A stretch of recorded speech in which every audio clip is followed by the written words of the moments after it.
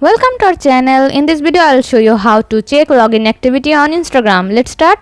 At first you have to open the Instagram app. After that, at the bottom right corner of the screen you guys can see your profile. Just tap on here, and then at the top right corner of the screen you guys can see three horizontal line. This is called menu bar. Tap on here, and after that at the top you guys can see settings and privacy. Tap right here.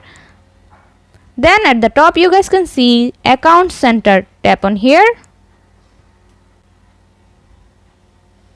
and then scroll like this, and then you guys can find out password and security. Tap on here. After that you guys can see at the security checks bar where you logged in. Tap on here, and then you guys can find out where you logged in. It will show you where your account is right now logged in. So this is the way to check login activity on Instagram. See how easy it is? We put lots of effort every day through videos to make your life better. If it helps, please subscribe and like. Until next time, bye bye.